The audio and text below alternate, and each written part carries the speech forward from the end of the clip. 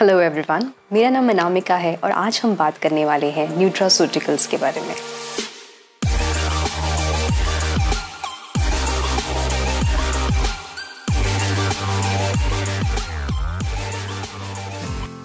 Hippocrates, father of medicine, ने कहा था let food be your medicine and medicine be your food, करीबन 2500 साल पहले। अब उन्होंने जब ये कहा था, इसका मतलब ये है कि खाना जो है उसी में सारी हीलिंग प्रॉपर्टीज़ हैं जो आपको बीमारियों से दूर रख सकता है और आपको एक हेल्दी लाइफस्टाइल जीने में बहुत ही महत्वपूर्ण रोल जो है वो प्ले कर सकता है। और हिप्पोक्रेटिस की इन बातों का कहीं ना कहीं जो श्रेय है वो जाता है आयुर्वेद की ओर। इंडियन लेगेसी या इंडियन ट्रेडिशन, जिसको हम आयुर्वेद के नाम से जानते हैं, जो करीबन 5000 साल पुरानी प्रथा है जिसको हम लोग ऑन अ डेली बेसिस भी फॉलो करते हैं।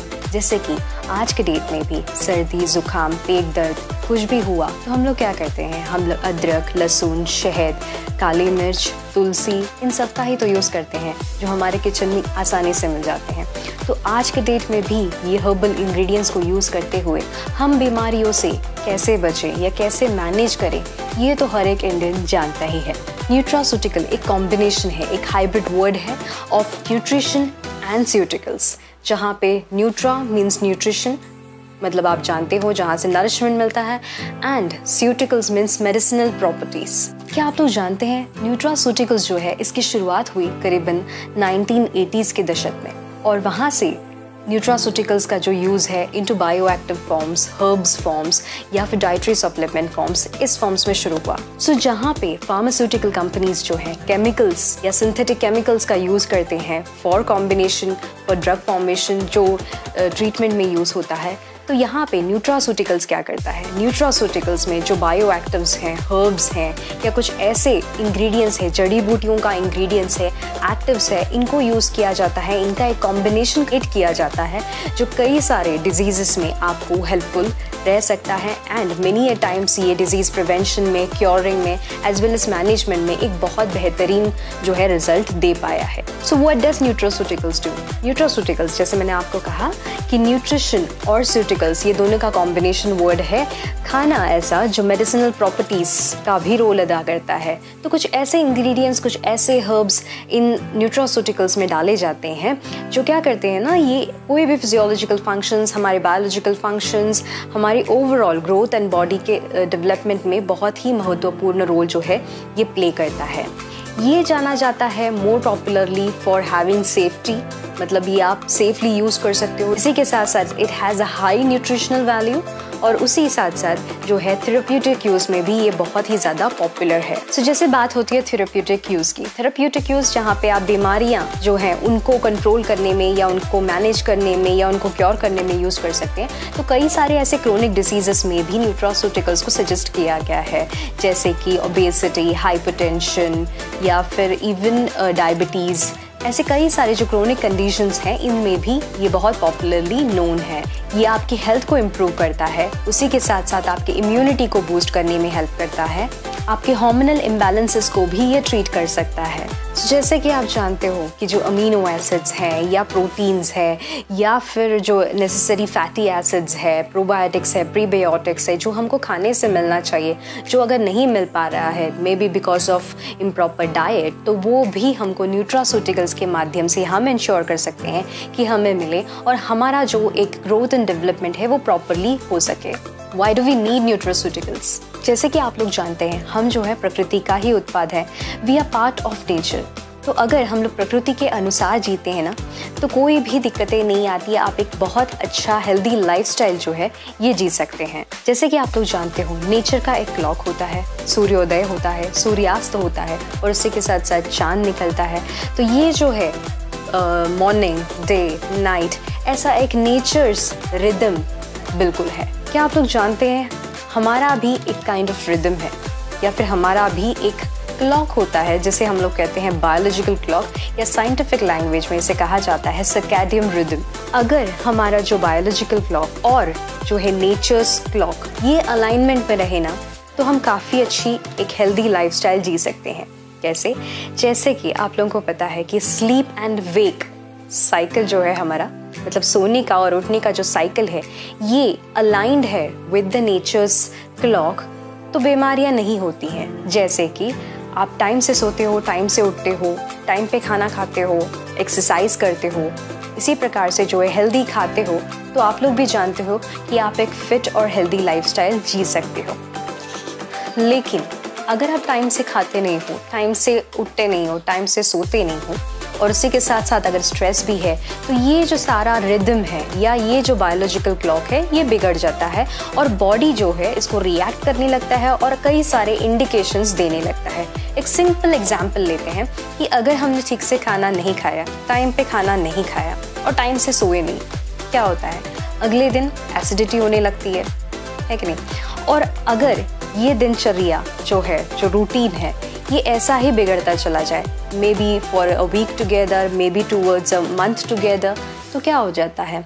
बॉडी जो है वो प्रॉपरली फंक्शन नहीं करता है और जैसे कि एसिडिटी जो है वो हाइपर एसिडिटी में कन्वर्ट हो जाती है और ये ऐसे ही ये सिलसिला अगर चलता जाए तो वो स्टमक डिस्कम्फर्ट में कन्वर्ट हो जाता है, आगे जाके जो है वो अल्सर्स में कन्वर्ट हो जाता है, या कहीं जाके आगे विथ स्ट्रेस इंक्लूडेड जो है ये IBS का भी रूप ले सकता है।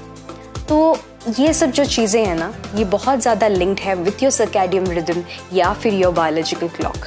It's said that you are what you eat. हम जो खाना खाते हैं ना, हम उसी प्रकार से हो जाते हैं। जैसे कि आप अगर अच्छा खाना खा रहे हो, हेल्दी खाना खा रहे हो, अच्छी डाइट फॉलो कर रहे हो, तो क्या होता है? आप एक हेल्दी लाइफस्टाइल जियोगे। लेकिन अगर आप बहुत ज़्यादा जंक फूड में इंडल्ज्ड हो, टाइम से खाना नहीं खा रहे हो, बहुत ज़्यादा तला हुआ भुना हुआ खा रहे हो, मे बी टू स्पाइसी खा रहे हो, तो क्या होता है? तो कई सारी जो है बीमारियाँ जो है इससे जुड़ जाती हैं। चलिए मान लेते हैं कि आप टाइम से खा रहे हो, टाइम से सो रहे हो, सब हो रहा है, बट तो भी कहीं ना कहीं डिस्कम्फर्ट होता है। क्यों होता है ये? बिकॉज क्या आज के डेट में हम लोग जो भी खाना खा रहे हैं उसमें हमको सारा न्यूट्रिशन मिलता है? सोचने वाली बात है कि नहीं? क्योंकि आए दिन जो है रिपोर्ट्स आते रहते हैं, जो वेजिटेबल्स हम लोग ले रहे हैं, जो फ्रूट्स हम लोग खा रहे हैं, ये जो है केमिकल से लदे हुए हैं, पेस्टिसाइड से लदे हुए हैं, इंसेक्टिसाइड से लदे हुए हैं, पेंट्स से लदे हुए हैं, है कि नहीं? जैसे फ्रूट्स हैं उसको आर्टिफिशियली पकाया जाता है, उसको वैक्स कोट किया जाता है, और उसी प्रकार से जो है प्रिजर्वेटिव्स, एडल्ट्रेशन, ये सब बहुत ज़्यादा प्रमाण में देखा गया है। कई सारे फूड में तो इंग्रेडिएंट्स ऐसे भी डाले जाते हैं जो एडिक्टिव्स होते हैं। तो ये ऑलमोस्ट जो हम लोग खा रहे हैं, like whatever is served on our plate, हम जो भी हमारा जो खाना खा रहे हैं, ये जो है एक केमिकल कॉकटेल से कम है क्या? सोचने वाली बात है। अगर हम लोग ऐसे प्रकार के डिटोरिएटेड क्वालिटी वाले खाना खा रहे हैं जिसके बारे में हमारा बिल्कुल भी कंट्रोल नहीं है, तो फिर बीमारियां तो होनी ही है। So how do we ensure कि हमें बीमारियां नहीं हो, हमारा बॉडी जो है वो डिटॉक्सिफाई करते रहे टाइम से टाइम, और उसी प्रकार से जो है हम लोग एक हेल्दी फिट लाइफस्टाइल जी सकें? तो उसके लिए जो है ये न्यूट्रास्यूटिकल्स बड़े काम के आते हैं, because these are herbal ingredients. ये हर्बल इंग्रेडिएंट्स हैं, इनके साइड इफ़ेक्ट्स नहीं होते हैं, सेफ टू यूज़ है, और ये जो है अगर आप कंटिन्यूसली यूज़ करना स्टार्ट करते हो तो बहुत हद तक जो है आपको बीमारियां आने से रुक जाती हैं, क्रॉनिक बीमारियां जो है वो आने से रुक जाती हैं। सो अगर हम लोग ऐसे ही डिटोरिएटेड क्वालिटी वाला खाना खा रहे हैं जिसके ऊपर हमारा कोई भी कंट्रोल नहीं है, तो हम इस केस में क्या कर सकते हैं? इस केस में ये हो जाता है कि हम प्रीडिस्पोज हो जाते हैं कई सारे लाइफस्टाइल डिसऑर्डर्स के लिए, जैसे कि hypertension, obesity, diabetes mellitus, osteoporosis and also clinical depression. So इन सब से अगर हमें दूर रहना है ना, तो एक प्रिवेंटिव मेजर जो है वो लेना ज़रूरी है। सो उसके लिए जो है न्यूट्रास्यूटिकल्स या फंक्शनल फूड सप्लीमेंट्स जो है बहुत ज़्यादा काम आती हैं।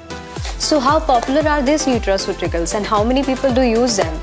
So जैसे कि मैंने कहा, न्यूट्रास्यूटिकल जो है करीबन 1980s से ही प्रेवलेंट है, और उसी के साथ साथ अगर हम लोग इंडियन कल्चर की बात करें या एशियन कंट्रीज़ की बात करें तो कई सालों से, कई हज़ारों सालों से जो है ये बहुत ज़्यादा यूज़ में है। सो अगर हम लोग इस न्यूट्रास्यूटिकल इंडस्ट्री की बात करते हैं ना ऑन अ ग्लोबल स्केल, तो इसका जो मार्केट साइज़ है वो देखा गया है ऑलमोस्ट 382.5 बिलियन US डॉलर्स। इतनी बड़ी इंडस्ट्री है। अब ये मार्केट साइज जो है उसका ग्रोथ रेट जो है ऑलमोस्ट 8.5% है। अब ये इतना कैसे ग्रो हुआ? Because almost 2/3 of the world population जो है बिलीव करती है इनटू हर्बल सप्लीमेंट्स और plants for their herbal healing properties. अब ये हर्बल हीलिंग प्रॉपर्टीज क्या करते हैं? आपको डिसीज मैनेज करने में, क्योर करने में और बहुत हद तक प्रिवेंट करने में भी हेल्पफुल होती है। और अगर हम लोग इंडिया की बात करते हैं ना, तो इस इंडस्ट्री का जो मार्केट साइज है दैट इज ऑलमोस्ट ₹26,764 करोड़ और इसका ग्रोथ रेट है वो भी ऑलमोस्ट 16% से है। ये ग्रोथ रेट इतना ज़्यादा इंडिया में क्यों देखा गया है? बिकॉज इंडियन कल्चर में हर्बल इंग्रेडिएंट्स का यूज़ काफ़ी प्रिडोमिनेंट है। Next is malnutrition levels in India जो है ये बहुत ज़्यादा है एंड ऑल्सो ओवर नरिश्ड लोगों का प्रमाण भी इंडिया में बहुत ज़्यादा है। Over nourished leads to many other diseases, lifestyle diseases जो हो जाती हैं वो। और मैल नरिश्ड तो आप लोग जानते ही हैं, जहाँ पे न्यूट्रिशन जितना मिलना चाहिए उतना मिलता नहीं है।